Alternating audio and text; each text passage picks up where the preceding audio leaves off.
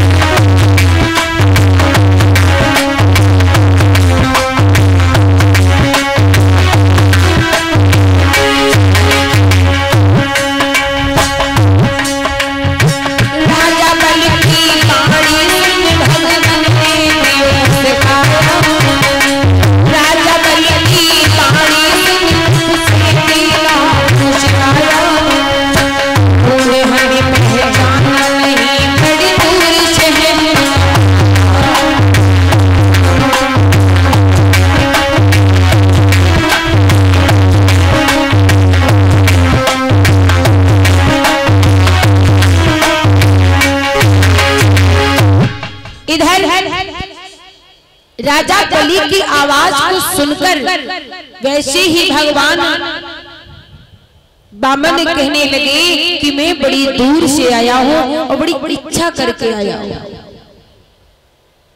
अगर भगवान सबसे अंत में कुछ मांगते तो हो सकता है दोनों लोगों को अपने वश में नहीं कर पाते। इस कारण भगवान ने क्या किया, सबसे आगे खड़े हो जाते हैं और राजा बलि से बोले कि मैं जो मांगूंगा वो तुम मुझे दोगे? अगर मैं जो मांगूंगा वो तुम मुझे दोगे? तो कहा क्यों नहीं देंगे, हम तो यहाँ पर देने के लिए खड़े हैं, आप मांगिए। राजा की बात सुनकर भगवान बोले ऐसे थोड़ी मांगेंगे, पहले संकल्प भरवाएंगे, पहले वचन दो कि तुम हो सकता बाद में पलट जाओ, बाद में दो न दो हमें, हो सकता है बाद में तुम हमें धिक्कार दो। तो बोले कैसे विश्वास होगा, पहले संकल्प लो। पास में गुरु शुक्राचार्य खड़े रहे। गुरु शुक्राचार्य समझ गए ये कोई साधारण नहीं है भैया, ये कोई साधारण नहीं है, ये साक्षात परमात्मा का कोई अवतारी है जो आकर के राजा बलि को छलने आया है। गुरु शुक्राचार्य कहने लगे लाला मूर्ख नहीं बनना, ये कोई साधारण नहीं है, इसमें हमें परमपिता परमेश्वर की झांकी नजर आ रही है। राजा बलि बोला भगवान ऐसी कोई बात नहीं, द्वार पर कोई आया है तो उसे खाली हाथ थोड़ी लौटाया जाएगा, वो क्या मांगना चाहते हैं मांगने दीजिए। बोले नहीं, वो पहले संकल्प की बात कर रहे हैं। तो संकल्प की बात ये है, अब तो महाराज संकल्प के लिए जैसे राजा बलि आगे बढ़ा, गुरु शुक्राचार्य रोकते रहे लेकिन नहीं मान रहा है राजा बलि। तो इधर गुरु शुक्राचार्य ने सूक्ष्म स्वरूप बनाया और जाय की कमंडल की टोटी पर बैठ गए। टोटी पे बैठ गए और मन में विचार करने लगी, जल बाहर ही नहीं आएगा, संकल्प कहां से पढ़ोगे। अब खूब कमंडल हिला रहा राजा बलि, लेकिन जल बाहर ही नहीं आ रहा। भगवान देख रहे भैया जब कौन सी जानती है, जल से कमंडल भरा हुआ है लेकिन जल बाहर नहीं आ रहा। ये क्या बात है भैया। भगवान ने अंदर मन से ध्यान लगा कर देखा तो क्या देखा, टोंटी पे बैठे गुरु शुक्राचार्य, वे जल ही बाहर नहीं आने दे रहे। भगवान ने नुकीली वस्तु निकाली और निकाल करके उसी टोटी की छेद में छेद।